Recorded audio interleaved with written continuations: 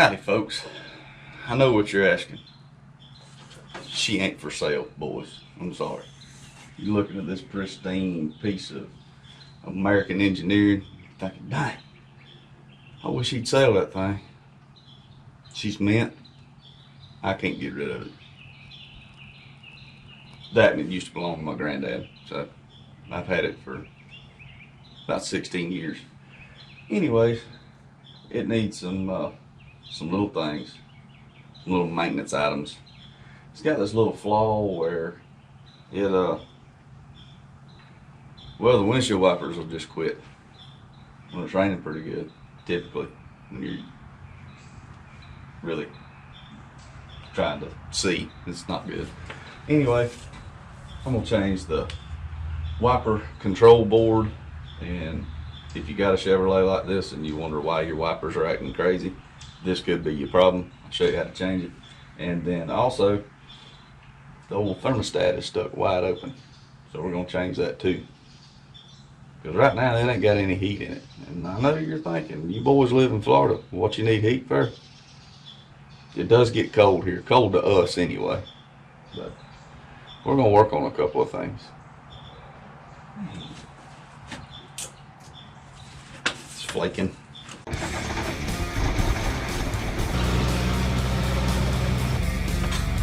There it goes.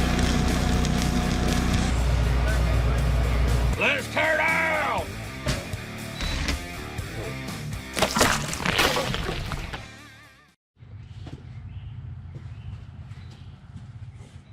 This right here is your culprit.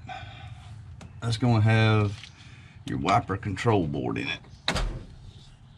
And it's held in there with some little torque fed screws. I believe one of mine's missing just looking at it, because this has been changed before a couple of times. And really the reason for that is because you can't buy quality replacement parts.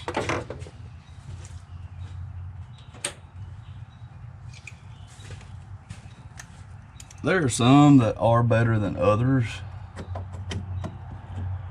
but for the most part, they just don't build stuff that well anymore. Not to last. That's what keeps you coming back to the parts house.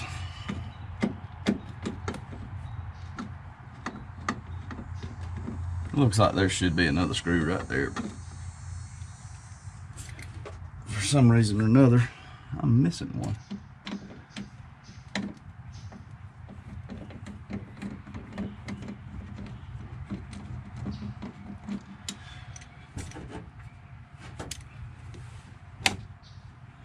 And that cover comes off.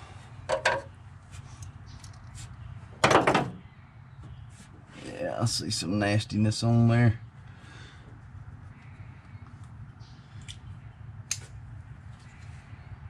And you get out your removal tool, which looks like this.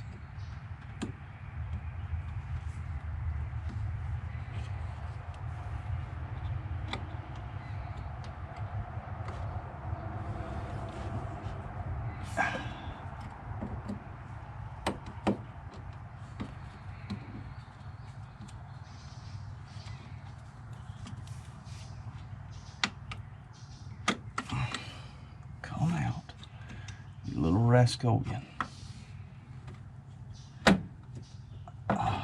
There.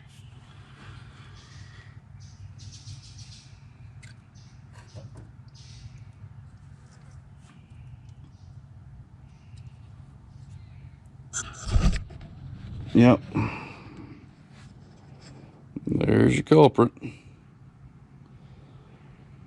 It's got all kind of funkiness on there, but looks like it wasn't making great contact on the one, but we're gonna go ahead and throw another one in it because they're relatively cheap. Okay, and it just slides right in.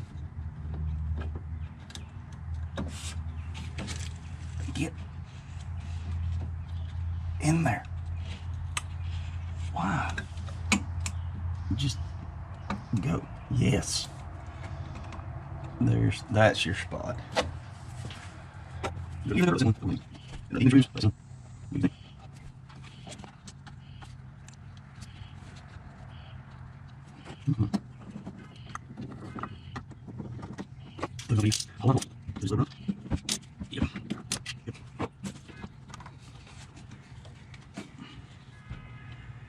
That's in. Y'all watch and see if it come on.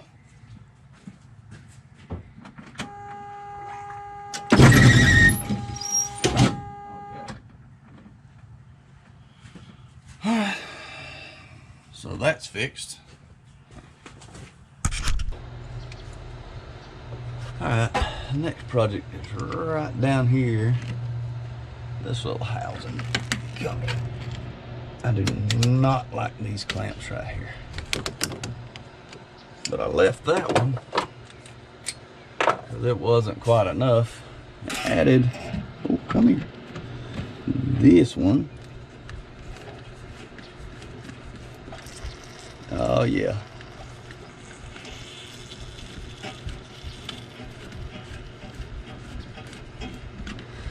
We gotta change the thermostat.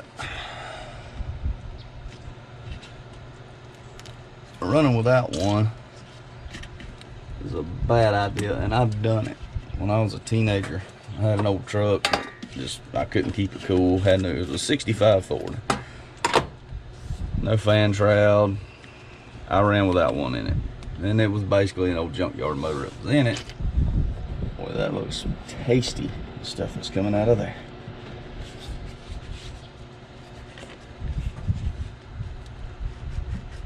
Get off of there.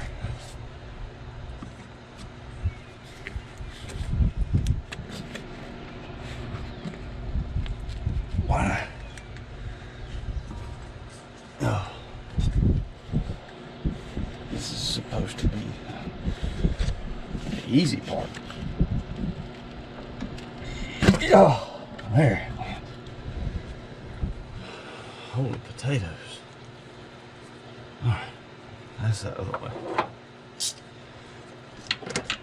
But yeah, the 65,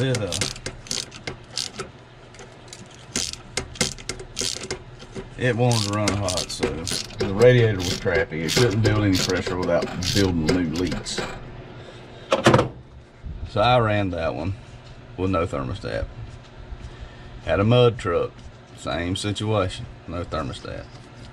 But if you got one that's a daily driver, you are asking for trouble. Easy. Number one, you don't get the comfort of having heat in cold weather without one. I get it if it's a temporary fix, you gotta snatch it out to get where you're going. Pick up another one. Yes. Just don't long term it. You're not gonna be happy with the results. Bad on your rings, not getting up to temperature. It's like you're always running the engine in a warm-up state. Not good. Out. These bolts get longer every time I do this. But if you got a throttle body truck like this one, TBI, Chevrolet ran them for a long time. It's basically just kind of like an electronic carburetor. They're great, they're dependable. But they do rely on certain things. Yeah. This one, if you look, I'll show you the difference. Give me just a second. Alright, so what you're looking at is two different thermostats made by the same company. This one being standard, and this one is what they call a fail-safe. If you look, let's see if I can get it close enough you can see. Maybe that's zoom. You can see right there that the we'll call it the valve. I don't know the right terminology, but the plunger, whatever you want to call it, on this one, it is closed. On this one, you can see through there, it's open. You can see my finger in the background back there. What has happened, this truck got hot the other day pulling a trailer, hotter than normal. And the way the thermostat works is there's wax in this part right here, right there. As it warms up, it expands and pushes this rod right in there, pushes it out, open that thermostat. Well, if it pushes it too far on a fail-safe, it catches under those little tabs right there. Don't have that on this one. And being that this truck pulls a trailer quite frequently, we're going back with a non-fail-safe type. And that's why she's been gapped open. Now, here's what happens on these throttle body trucks. When you can't get the right temperature reading from the coolant side in correlation to the exhaust temp that's being read at the O2 sensor, this thing goes into, or it stays in a warm-up state, closed loop. And that is an attempt to warm the engine up. So you get this really annoying high idle no matter how long the truck runs. But I'll show you, once this is in there, the truck will idle back down like it's supposed to.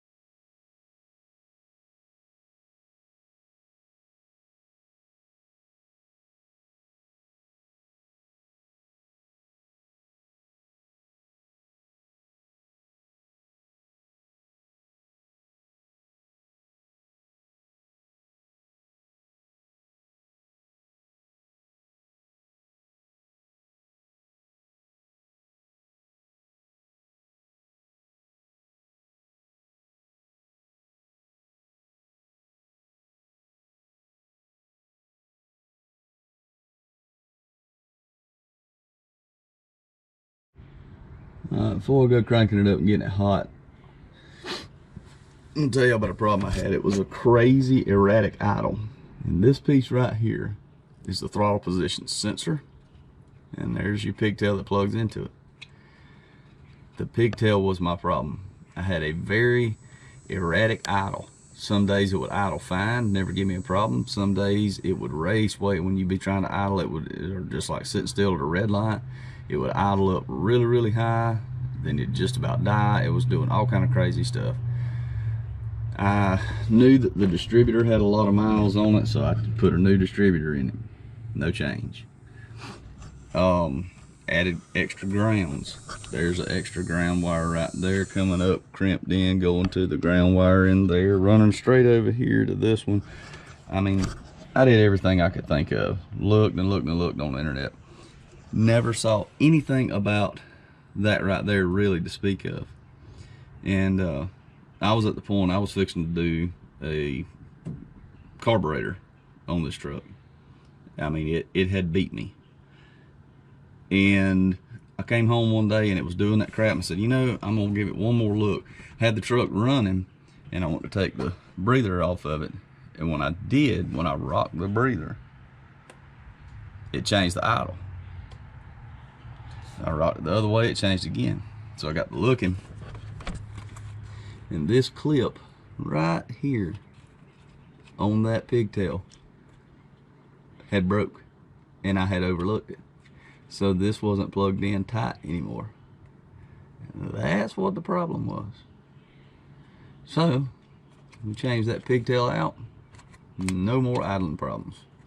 Until the thermostat sprung open too far, and it was a fail-safe, as you watched me change out to a standard. So let's see if it'll idle down.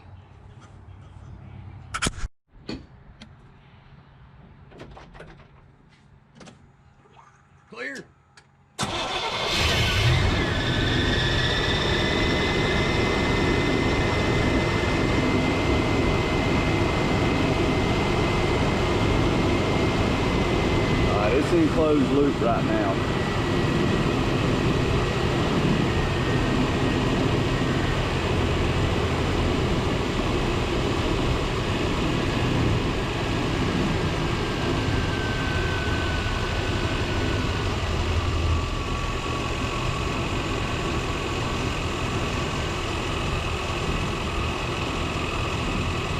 There it is.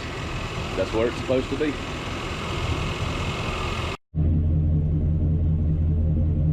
That old 350 sounds good through that float. Okay. Idle staying good and low. Got a test on it.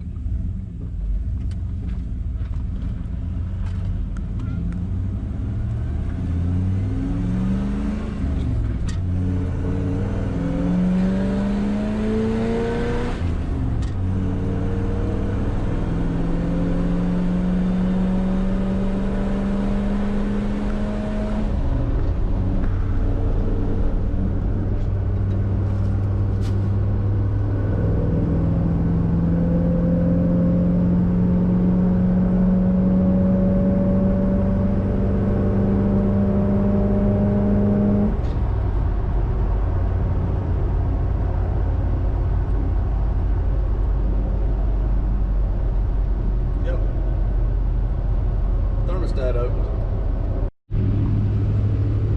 Well, that pretty much does it. Everything's fixed that we need to fix on this one. Being that this is one of my daily drivers.